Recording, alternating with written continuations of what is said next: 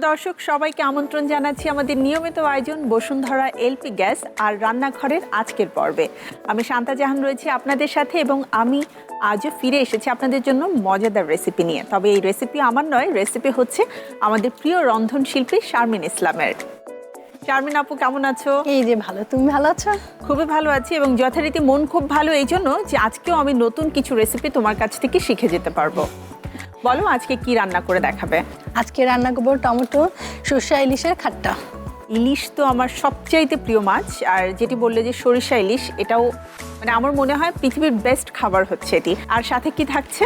সাথে cucumber tomato সালাদ, আমার দেশীয়, দুটোই আমাদের দেশীয় স্বাদের খাবার আজকে আমরা করছি। ঠিক আছে, চলো রান্না করি। সরষের তেল দিয়ে দাও। হ্যাঁ, কারণ মাছটা একটু তেলে ফ্রাই হলে কিন্তু মজা লাগে, তাই না? মশলাটাও যদি একটু তেলে ফ্রাই হয়।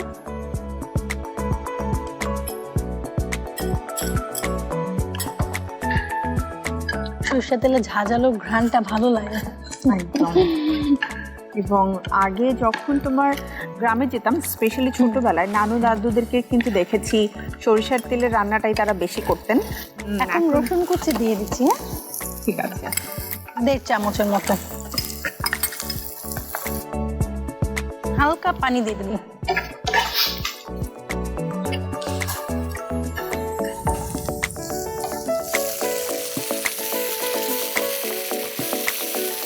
একটু কমিয়ে দেবো। ঠিক আছে, তুমি নাড়ো। এবার কি আমাদের হলুদ মরিচ লাগবে? হ্যাঁ, হলুদ মরিচ ধনে গুঁড়ো এগুলো নিয়ে আসো। ধনেটা দিলে কি হয়, গ্রেভিটা ঘন হয়। আমরা আমাদের অঞ্চলে সাধারণত ইলিশ মাছের খুবই সিম্পল মশলা ইউজ করে।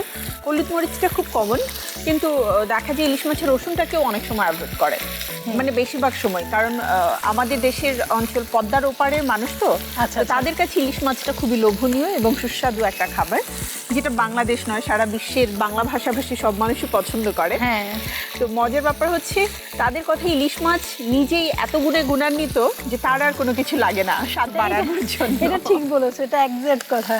ইলিশ মাছের সাথে কোনো কিছু লাগে না। মানে এমনও হয় যে খুব তাজা তাজা ইলিশ মাছ বাসায় নিয়ে আসার পরে কেটে লবণ দিয়ে একটু মাখিয়ে, অনেক সময় হয়তো ছোট মানুষ হলে গুঁড়ো মরিচও দেওয়ার প্রয়োজন বোধ করে না, জাস্ট গরম গরম ভেজে দিয়ে দিল। 1/2 চামচেরও কম, একদম সামান্য ধনে গুঁড়া দিয়ে দিচ্ছি।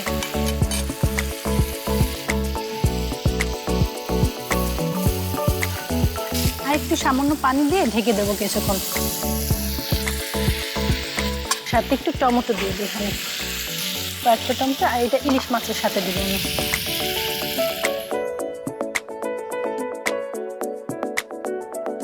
চুলা আঁচটা একটু বাড়িয়ে দিব, মশলাটা কষে গ্রেভিটা চলে আসে।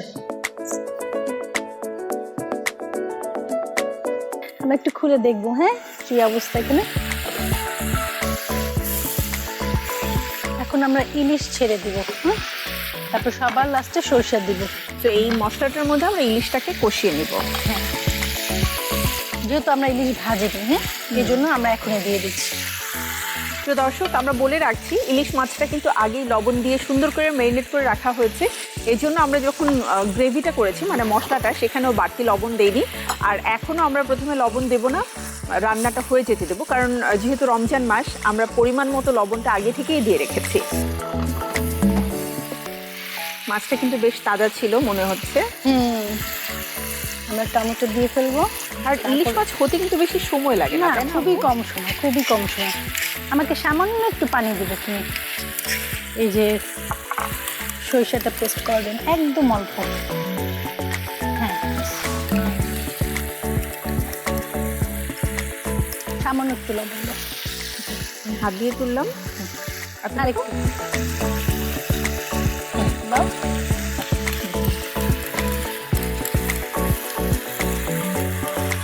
এখন সরিষা বাটা দিয়ে দিব মাছে।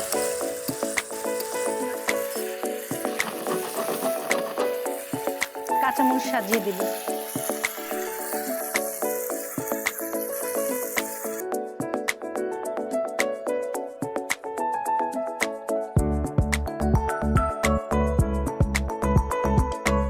এখন আমরা 2-3 মিনিটের জন্য ঢেকে দিব।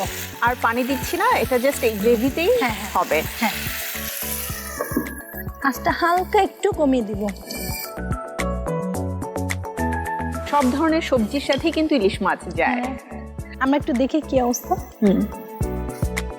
আমাদের রান্না একদম হয়ে গেছে, তেল একদম উপরে উঠে এসেছে। চুলাটা অফ করে দিব আমরা।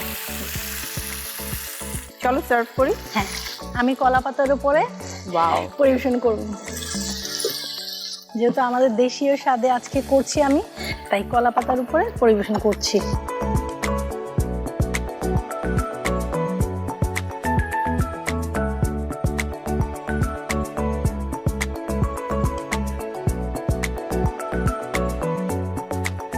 তারপর এখন আমরা ধনেপাতা দিয়ে টপিং করে দেব। ওকে, ধনেপাতাটা আমি দিয়ে দিই। হ্যাঁ,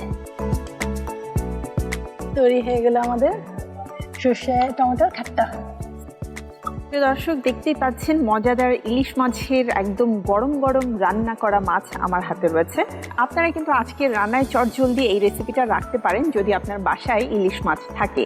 তারপরেও বাসায় অবশ্যই ট্রাই করবেন। আর এই জন্যই উপকরণ ও প্রণালী দেখিয়ে দিচ্ছি আরও একবার।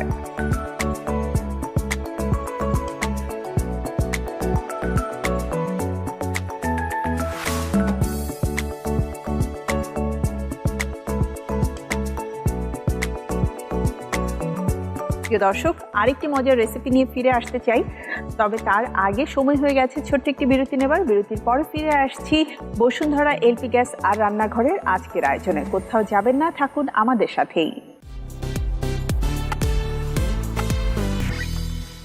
ফিরে এলাম বিরতির পরে আমাদের নিয়মিত আয়োজন বসুন্ধরা এলপি গ্যাস আর রান্নাঘরের আজকের পর্বে। প্রিয় দর্শক, দেখেছিলাম মজাদার সরিষা টমেটোর ইলিশ মাছের খাট্টা। যেহেতু দেশীয় রান্না, তাই এবারে দেশীয় রান্নার পরবর্তী সালাদটা কি থাকছে সেটা আমার খুব জানতে ইচ্ছে করছে। আপু, এবারে সালাদটা কেমন হবে? সালাদটাও সম্পূর্ণ দেশি স্বাদ। ওকে, তো চলো আমরা সালাদটা রেডি করি। যেহেতু আমরা বলেছি শসা এবং টমেটোর সালাদ, তাই টমেটো তো অবশ্যই থাকছে। টমেটোটা বোধহয় আমরা টক টমেটোটা নিয়েছি। টক টমেটো নিয়েছি এবং শসাও রয়েছে। চলো আমরা সালাদ রেডি করে ফেলি। ড্রেসিং করবে তো আগে, না? হ্যাঁ, দুইটা।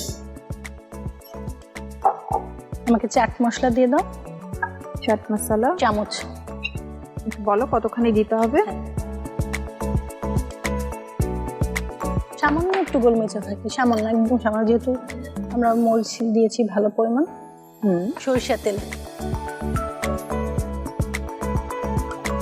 এখানে আমরা 2 টেবিল চামচের মতো সরিষা তেল নিয়েছি। এটাও কিন্তু মজা হবে, বোঝাই যাচ্ছে। একদম খুবই সামান্য পরিমাণ আমরা লবণ দিচ্ছি। ঠিক আছে, হ্যাঁ দাও। হ্যাঁ, সব স্যালাডগুলোর উপকরণ দিয়ে দিই।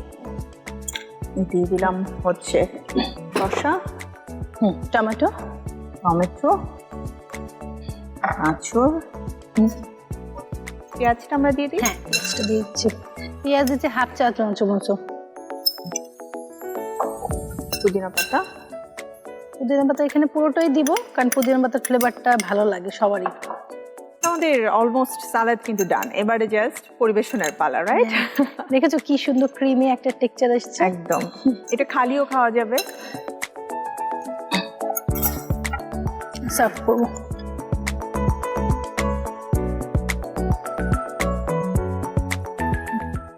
ওয়াও, এখানে উপর থেকে সামান্য একটু ধনেপাতা কুচি দিয়ে দেবো।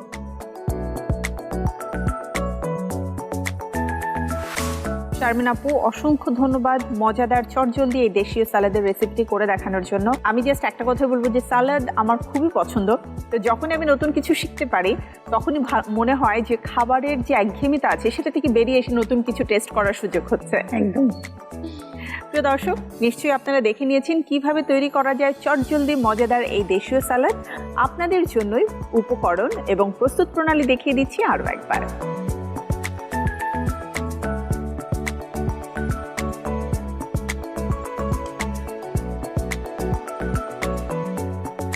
দেখে নিলাম আমাদের সালাদের প্রস্তুত প্রণালী। বাসায় অবশ্যই আমাদের আজকের দুটো রেসিপি ট্রাই করে দেখবেন এবং আমার বিশ্বাস আপনারা নিরাশ হবেন না, খুবই ভালো লাগবে। এমন সব সহজ এবং মজার রেসিপি নিয়ে আমি আবারও ফিরে আসবো আগামী পর্বে। সেই পর্যন্ত আপনারা সবাই ভালো থাকুন, সুস্থ থাকুন। চোখ রাখুন আরটিভির পর্দায়, দেখতে থাকুন বসুন্ধরা এলপি গ্যাস আর রান্নাঘরের প্রতিটি পর্ব। আল্লাহ হাফেজ।